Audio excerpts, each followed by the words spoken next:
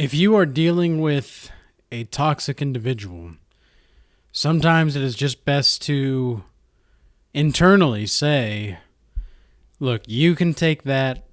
I'm going to take that over here. And the reason for this is that it's so important to let go of these toxic relationships. Well, now, how does a toxic person coerce you into the relationship to begin with? How do they manipulate you? These are the kinds of questions that are very important to ask yourself. And I don't think people take psychology seriously enough in modern day science and modern day life in general.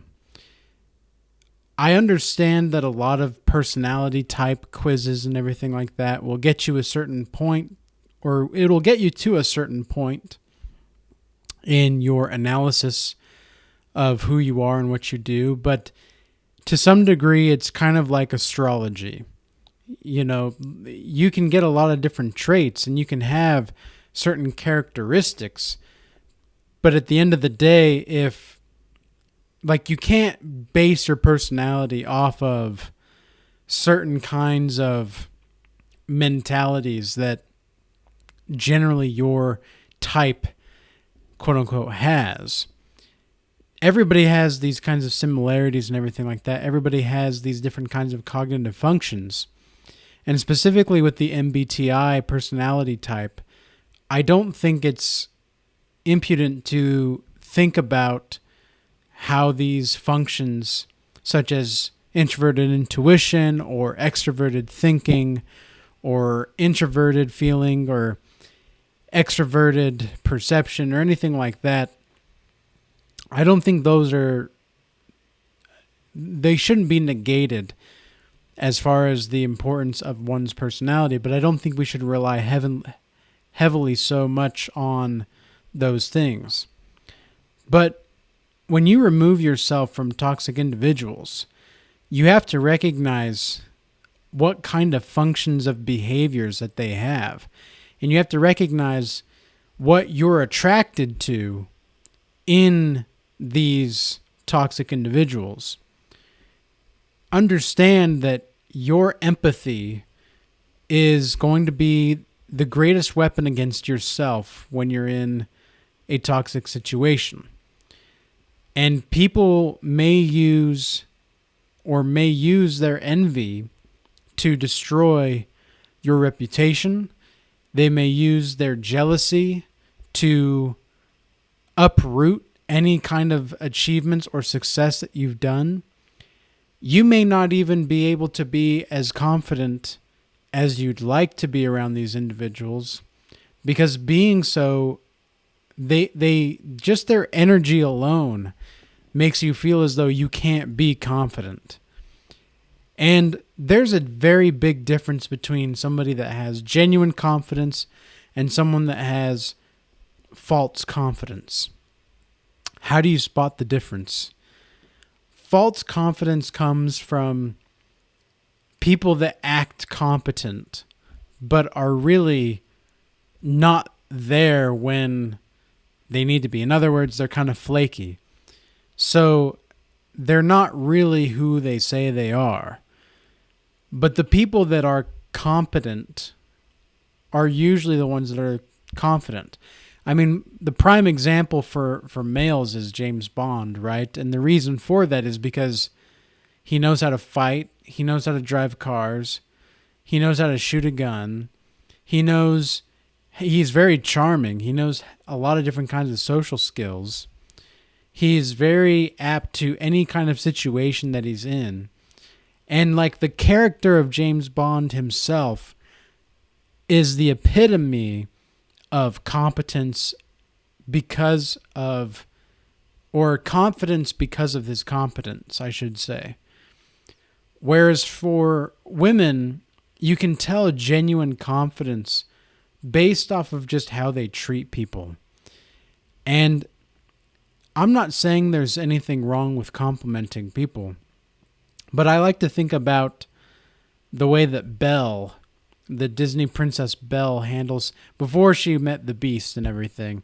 She, like, I don't want people to think that I'm like advocating for fairy tales, because I'm not, but I'm using this as an example.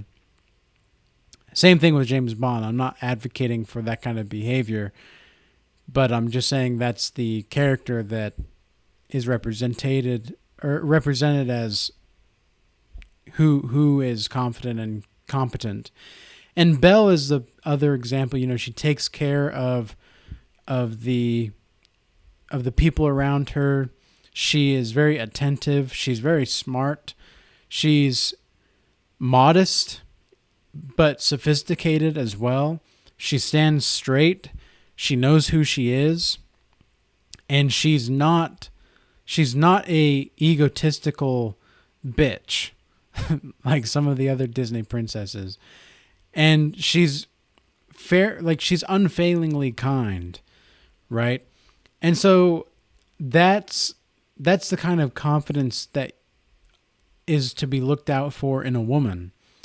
In my experience, I've only met probably 10 or 15 women like this. And they were generally, they did not have a super traumatic past, number one. And number two, they had nuclear families. Number three, they had really good relationships with their father. And they just had a generally good relationship with their family in general. But they weren't like toxically positive, because you can get toxically positive in your relationships. So that is part of, so now that we've set the background a little bit, so to answer the question, like, how do these toxic individuals get you involved? It's because they get you emotionally entangled, and that's how toxically positive sometimes people can be. Like, I know in my past, I knew a lot of different people from extended members in my family that were toxically positive. And it was just like, if it's not positive, I don't want to hear it. It's like, well, the reality is it's not positive. It's like, I'm not trying to be negative. I'm just saying that this isn't really a positive thing. And so they'd blatantly ignore reality in the hopes that no negativity could enter their bubble. What that really did was perpetuate the negativity that was swept under the rug. It was like, oh, well, we'll just sweep that under the rug too, and we'll just sweep that under the rug too, and we'll just sweep that under the rug. It's like, sooner or later, that rug is going to start to smell with dirty old raunchy stuff. And you can deny the smell all you want, but that doesn't mean that it smells like a shit show.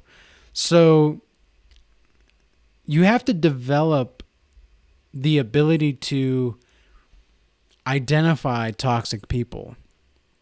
And it took me so long to do this because I was very empathetic growing up, and I never really had, I would say Jesus was the only true father figure that I had, and that I ever will have, I believe, as well.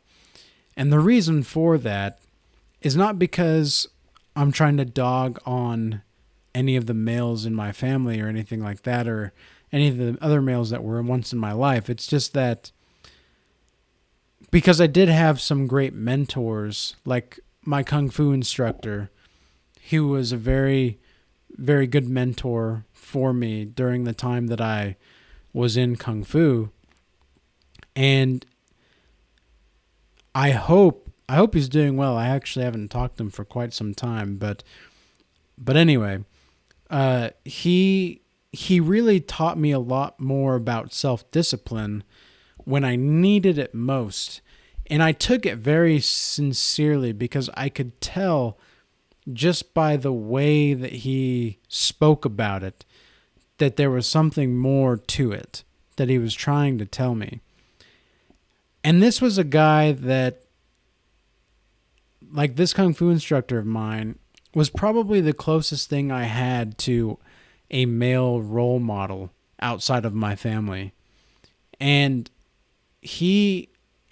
I don't know if he understands the impact that he had in my life, but I would still say he wasn't really a father figure, even though I respected him and I always did what he said, because to be honest, he wasn't a scary guy. Like he was fairly stoic, but he was kind of intimidating sometimes when you weren't doing something right, and he would have to show you, and you could tell like if he was getting annoyed and you weren't going to do it right, you were going to have to do push-ups. So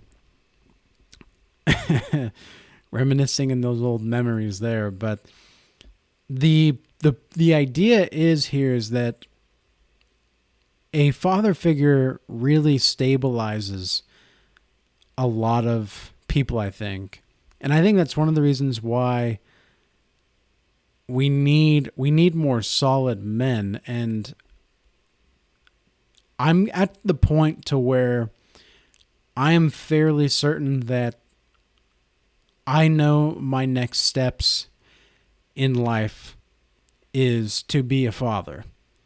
And it's kind of surreal because it's taken me so long to heal these traumas of my own, but I've been able to get to a point to where I know I'm a healthy individual and I know how to spot toxic individuals and I know how to identify them because of everything that I've been through. And because of my empathy growing up, I didn't want to let people down. I didn't want to say no. I didn't want to think for myself. I did want to think for myself maybe, but I didn't want to feel for myself. I wanted to feel for other people because feeling for myself was oftentimes too painful. And the reason that it was painful is because I knew it was happening to me. I knew these people in my life were not the right people for me. Blood does not always make you family, ladies and gentlemen. Family is whoever is loyal to you. And you can take that to the bank. So, Jesus really became the rock of my foundation. And I do have a video on the masculinity of Jesus that I did a couple weeks ago. If anybody's interested, they can go check that out. But what I found so interesting about Jesus is his assertiveness, his calmness, yet his ability to call people out and show people mercy like at the same time was so intriguing to me in these stories that I read about him. And it wasn't until I understood exactly what he was doing that I was like, oh, he knows exactly how to, like, he's showing us how to identify hypocrites. He's showing us how to identify charlatans. And he's showing us how to treat them as well. And so that's really something interesting I learned from Jesus, was just how to deal with these kinds of demonic possessed people. And oftentimes the best way to deal with these kinds of people is to go either no contact and just, like Jesus says, let the dead bury the dead, because if they've already let themselves die inside, even though they're still quote unquote alive, there's no way you're going to save them. They don't want to be saved. So let them go. Let the dead bury the dead. And you'll know if you're around a spiritually dead person or a narcissist or anything like that, because you'll feel drained. You'll feel like, I know for me, even just more so within the last year or two, since my spiritual gifts have been heightened, really, I am far more sensitive to the energies of people. Like, even just over the phone, or like when I'm contacting them or texting them, I can feel what kind of energy that they're at based off of just what they're saying and how they're saying it through the text. And I can get like the imprint of the energy. And I think everybody can feel this to some degree, but I think for me, it's definitely heightened over the past year or two. And so I'll get like a headache. Like if I sense bullshit, like my head will start to become foggy, and it's almost like I won't be able to see who the person really is. And I won't be able to see what they're really trying to say. And because sometimes I think in words and sometimes I think in images. And so when people are talking, I get images in my mind about what's going on spiritually in their life. And sometimes when the image is foggy, when I don't have an image, I can feel as though they're lying to me. It's like, okay, this person's lying. Okay, no, this person is ashamed of something, but they don't want to admit it. Okay. Or they're trying to gaslight me. This is another thing you have to watch out for. How people manipulate through gaslighting. They will make stuff up that makes no sense to the situation. You may be talking about putting the dishes away or something like that, and they'll bring up something that you did 2 weeks ago that you actually didn't do, but they'll say that you did. And then it confuses you and you're like, wait, we were talking about dishes, weren't we? Like, we were talking about dishes. Oh, no, we're on this now. What? It's crazy making. It's just crazy making. And so you got to be able to look out for when people are actually making crazy in your life. And if people are making crazy in your life, get them the fuck out. There's no reason you should stick around. I know if you're emotionally entangled in this person, it's going to be difficult because the trauma bond of a narcissist is no joke, is no fucking joke. It's almost that addiction to the feeling of negativity. And I know that feeling because I was codependent once. And I'm just really glad that I'm to a point to where I know exactly what to look for, and I can help people see exactly what to look for as well. And then also, I cannot wait until I have a family of my own, and I'll be able to talk to my sons or my daughters about these things so that they may live a far better life, a far more righteous life, a far more just and true life than most people ever possibly will. And I know for a fact my sons or my daughters will be better versions of me and my woman that I choose to be with. And I really hope that you guys are taking this information in and applying it to your own life in the best possible way so that we can create a better future for our species and for the betterment of human civilization as a whole. With that being said, till next time, peace be with you.